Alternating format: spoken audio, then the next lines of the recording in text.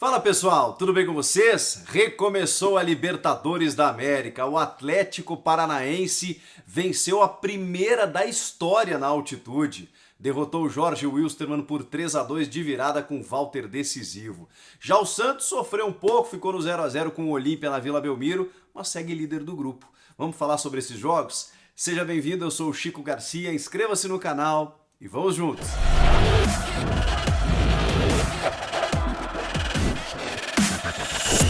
A gente começa pelo Furacão, que vitória maravilhosa de virada na altitude de 2.700 metros quase de Cochabamba, na Bolívia.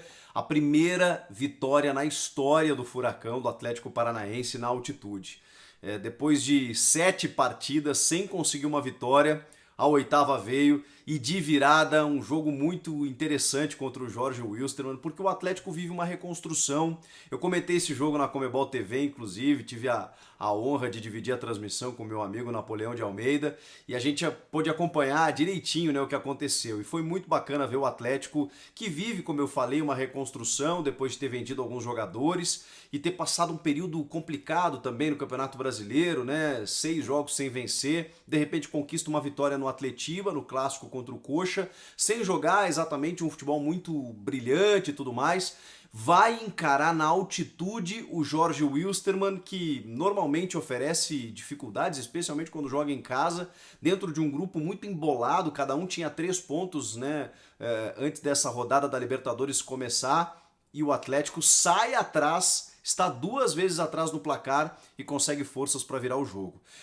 O Jorge Wilstermann não entrava em campo desde março, 6 meses sem disputar uma partida oficial, e a gente imaginava que isso pudesse interferir no aspecto físico. Só que, por outro lado, o Atlético tinha essa outra dificuldade de estar jogando numa sequência muito grande depois da retomada do futebol, 16 partidas depois que o futebol voltou, vejam a diferença, mas a altitude sempre atrapalha. A gente viu o Christian, por exemplo, o jogador do Atlético, que fez um golaço, saiu vomitando, o Wellington tomou uma pancada na cabeça, ficou zonzo. Muitos jogadores sentem a dificuldade de jogar na altitude. Não é fácil mesmo, gente. A bola ela muda a direção. O Santos foi ludibriado por isso no primeiro gol que ele sofre, né, do Álvares, da equipe boliviana, porque quando ele recebe o lançamento entre a defesa do Pedro Henrique e do Aguilar, a bola quica e perde velocidade. E ele não consegue fazer a leitura, né, se ele chega para dividir ou não. Quando ele sai atrasado, a bola quica, fica mais para o atacante e ele acaba sofrendo o gol. Mas o Jorge Wilstermann atacou nos primeiros 15 minutos, fez aquela pressão inicial, criou mais oportunidades e conseguiu o seu gol. Depois se retraiu e o Atlético demorou um pouquinho, mas voltou para o jogo. E aí o Atlético começou a apostar muito, especialmente nos seus laterais mais veteranos. O Eduardo Barros, ele escalou uma equipe mais experiente, com o Lúcio Gonçalves como titular e capitão desde o início, meio que como um falso 9, aparecendo muito dentro da grande área. E um meio de campo ali com o Christian, o Eric, que tem muita boa movimentação, né, juntamente com o Wellington Martins, que é um jogador que pisa mais na bola, um cara que administra mais. Vejam só, uma galera mais experiente, né? E o Márcio Azevedo e o Jonathan, que são laterais muito mais rodados, né? E que eu imaginei que fossem encontrar dificuldades pela altitude, mas não. O Márcio Azevedo até saiu no segundo tempo para a entrada do Abner, mas o Jonathan ficou até o final e ainda deu a assistência para o gol do Walter. O Atlético começa a explorar os lados do campo e alçando bolas na área, porque a marcação estava muito forte da equipe boliviana, né? Por dentro estava muito difícil mesmo, os caras estavam pegando. E em vários momentos o Atlético criou oportunidades assim. Só que quem aparecia para cabecear era justamente o Lúcio, né? Que não é exatamente um definidor, né? Mas ele foi importante, deu uma cabeçada, inclusive, que o goleiro Jiménez pegou embaixo, fez uma grande defesa. Depois o Atlético voltou a criar pelo alto, até que vem a penalidade. E aí o Lúcio vai lá, uma penalidade sofrida pelo Fabinho, o Lúcio vai lá e empata o jogo. Termina o primeiro tempo melhor, começa o segundo tempo parecendo que poderia construir uma vitória e vem o gol do Serginho, brasileiro, experiente, 35 anos, com passagens pelo interior de São Paulo, que joga na equipe boliviana. E aí o jogo ficou mais complicado, né? Porque o Atlético sentiu esse segundo gol, mas ainda teve forças para fazer o gol de empate numa jogada do Christian. Ele simplesmente enfileirou. Quando eu, até comentando, imaginei que fosse ser difícil o Atlético criar alguma coisa por dentro, pelo meio, ele foi lá, enfileirou todo mundo, tabelou com o Fabinho, chegou na frente e marcou o gol de empate. Esse resultado já era bom pro Atlético, mas a gente sabia, a gente sentia que dava para vencer.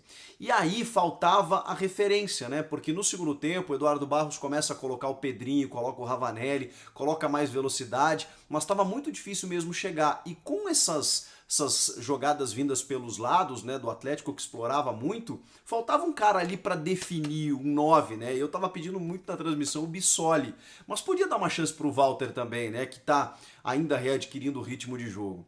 Ele colocou o Walter e o Walter fez o gol da vitória.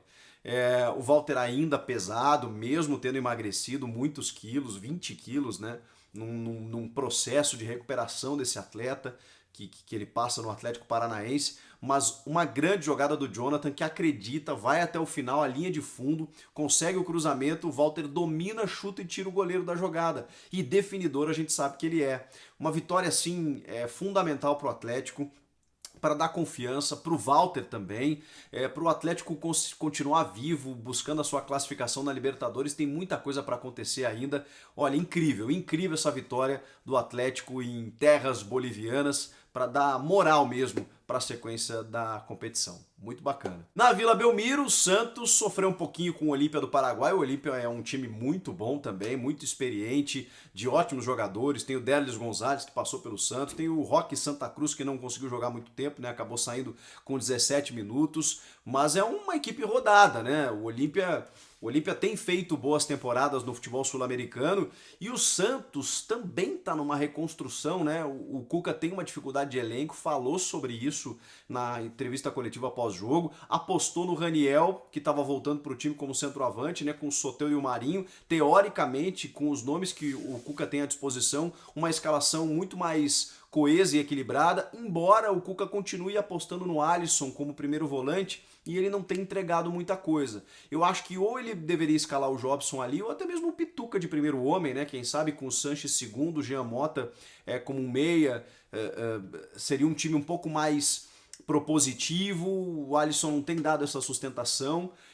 A defesa foi muito bem, a defesa do Santos, e o Marinho foi caçado em campo, né? Sofreu muitas faltas, conseguiu cavar a expulsão do Rojas, mas ele não teve espaço para jogar, ficou até desconfortável no jogo, não conseguiu ser o Marinho que normalmente é. O Soteldo, que não vinha fazendo jogos tão bons quanto o Marinho, foi o cara que mais conseguiu se destacar pelo Santos, deu bola na trave. No segundo tempo teve uma jogada muito interessante que ele alça para a área, o Sanches escore e o Raniel perde um gol incrível, né? Ele meio cai de joelho, não sei o que ele tentou fazer, tentou dar uma bicicleta em determinado momento, ele não fez um bom jogo, o Raniel foi substituído, parece até que ficou meio incomodado, e aí o Cuca botou esses jovens que ele tem apostado, né? O Marcos Leonardo, o Lucas Lourenço, o Lucas Braga, enfim, esses caras que estão entrando no Campeonato Brasileiro para dar mais rodagem, mas ele sente isso, né?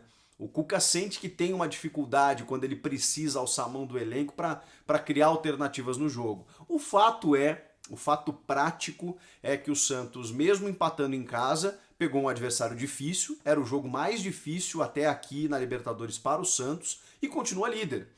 O Santos começou a rodada com 6 pontos e 4 o Olímpia, terminou com 7 pontos o Olímpia 5, ou seja, permanece na liderança e ainda tem mais 3 jogos para acontecer aí dessa fase de grupos para buscar a sua classificação. É que o Santos precisa realmente criar mais opções para poder, inclusive para a sequência da temporada, né, ter mais repertório tático ali na frente. O Cuca está enfrentando dificuldades, ele ficou sem vários jogadores no clássico contra o São Paulo, né? Teve que improvisar, é uma dificuldade que enfrenta o Santos e o Cuca está tentando administrar. Mas foi a noite dos brasileiros aí na Libertadores, somamos 4 pontos e tem muito mais pela frente. Eu vou comentar tudo aqui para você no canal. O que vocês acharam dos jogos, das estreias brasileiras na Libertadores? Comenta aqui, inscreva-se no canal, eu volto na próxima. Tchau!